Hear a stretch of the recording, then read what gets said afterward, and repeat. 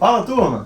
Meu nome é Bernardo Cunha, eu sou cofundador da Synaxis e no vídeo de hoje nós vamos bater um papo sobre os 3 principais negócios com maior potencial de crescimento no nosso país, sobre algumas inovações e tecnologias que, se aplicadas ao seu estabelecimento de saúde, certamente exponencializarão demais os seus resultados. Antes de mergulhar nas inovações e nos negócios em si, a gente deve fazer uma análise macro, uma análise das tendências de mercado.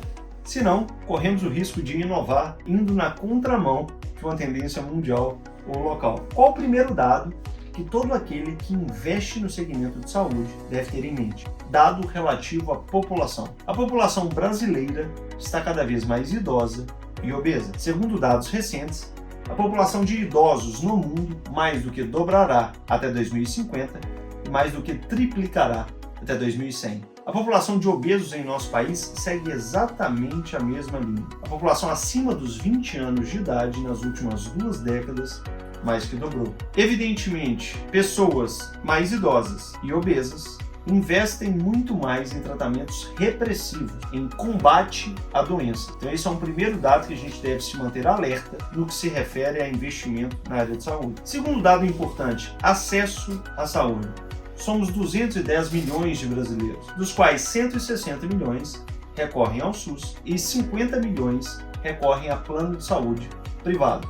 Dos 50 milhões que recorrem a plano de saúde privado, 70% deles possuem planos de saúde empresariais. Com o advento da pandemia em 2020, o número de empresas encolheu, o número de empregos encolheu, o que fez necessariamente o número de planos de saúde também encolher. Esse dado evidentemente impacta diretamente tanto na saúde pública quanto na saúde privada. Terceiro dado importante que nós devemos nos manter atentos é o pagamento, a remuneração de profissionais de saúde. Há uma tendência mundial de preferência dos profissionais de saúde de recebimento por produtividade, enquanto no Brasil há uma preferência dos profissionais de saúde de receber por estabilidade. Normalmente o profissional aqui prefere saber ao final do mês quanto ele vai ganhar, ter um salário fixo ou algo do tipo. O que contraria uma tendência mundial, porque quando há um pagamento por produtividade, quanto mais se produz, evidentemente mais o profissional de saúde ganha e mais a empresa em que ele está inserido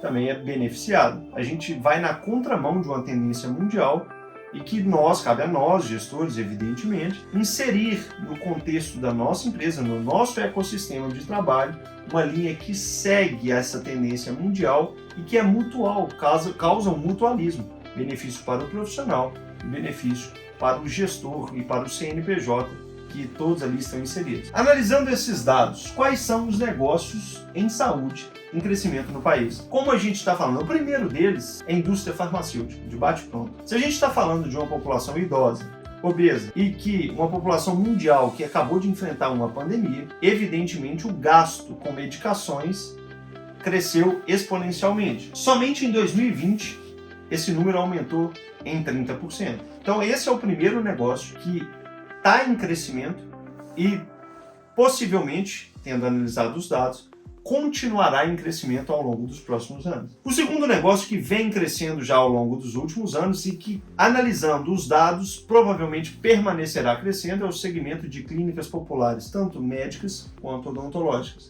Com o aumento da taxa do desemprego e a redução do número de brasileiros que têm acesso ao plano de saúde privado, evidentemente, as clínicas que oferecem preços acessíveis passam a ser uma alternativa de grande valia para esses brasileiros, enfim, para que eles tenham acesso a uma saúde de qualidade a um preço acessível.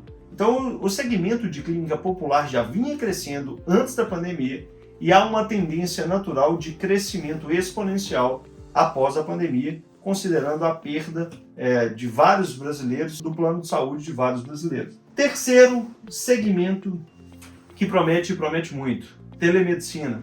Na pandemia, houve a regulamentação da telemedicina, que evidentemente é um segmento que promete entregar redução de custo, facilidade e conforto para as duas pontas, tanto para o profissional que faz o atendimento remoto, quanto também para o paciente que recorre a esse atendimento remoto. Então a telemedicina veio para ficar, evidentemente, e é um segmento que promete continuar crescendo e muito ao longo dos próximos anos. Pois bem, esses são os 3 negócios de maior aposta de que vem evidentemente, de um crescimento exponencial e de que há uma tendência de que continuem crescendo. Agora vamos falar de aplicativos, ferramentas que, se aplicadas à gestão do seu negócio de saúde, exponencializam demais os resultados. Hoje em dia existem diversos softwares de gestão médica, evidentemente, e de prontuários eletrônicos, que facilitam o ecossistema de trabalho da clínica como um todo. Aqui a gente poderia citar vários deles, então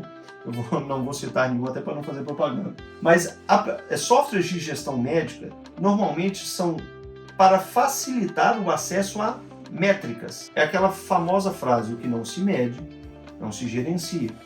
Então, todo software de gestão que você for incluir no seu ecossistema de trabalho, toda inovação que você for aplicar nesse ecossistema de trabalho, que seja para te fornecer métrica e para facilitar processos. Quais métricas a maioria dos softwares de gestão fornecem? Faturamento, despesa. Então, são métricas voltadas para análise financeira, as primeiras delas. Métricas importantíssimas: número de consultas, taxa de cancelamento, taxa de não comparecimento do paciente à sua clínica, taxa de desmarcação, ticket médio, NPS.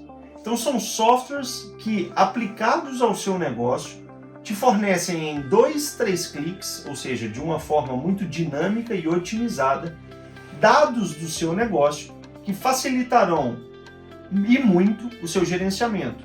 Como eu disse, o que não se mede, não se gerencia.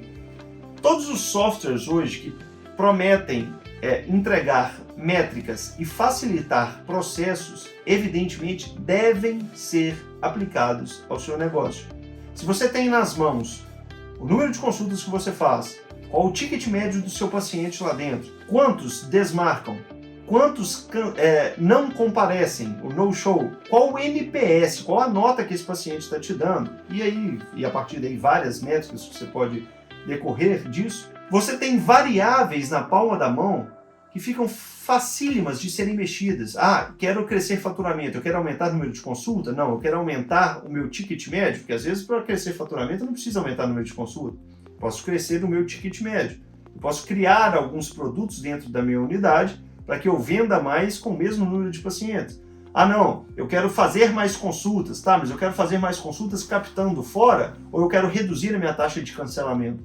Então essas métricas fornecidas por softwares de gestão facilitam e muito para que o seu gerenciamento seja assertivo e que, para no final das contas, exponencialize os seus resultados. Nos próximos vídeos, a gente vai mergulhar nessas métricas, destrinchá-las e trazer aqui todas as principais métricas que a gente considera serem as principais para a gestão do seu negócio. Show? Ficamos por aqui. Obrigado pelo seu tempo, que é o bem mais precioso que a gente tem, e te espero no próximo vídeo. Um abraço!